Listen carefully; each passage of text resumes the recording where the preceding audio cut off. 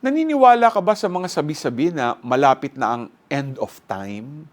Sa ating gospel, Jesus speaks of the destruction of Jerusalem and the signs of the end times.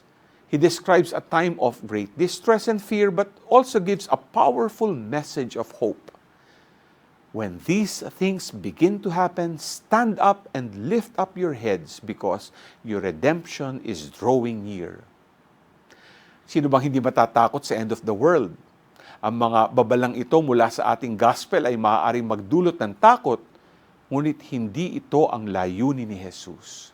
He wants us to stay strong and hopeful even when things seem bleak.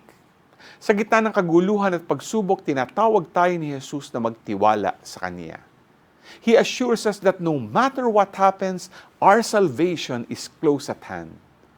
Sa panahon na madami kang pinagdadaanan and it seems na parang ayaw mo na, panghawakan mo ang pangakong ito ng Diyos na kahit anong mangyari, hinding-hindi Kanya pababayaan.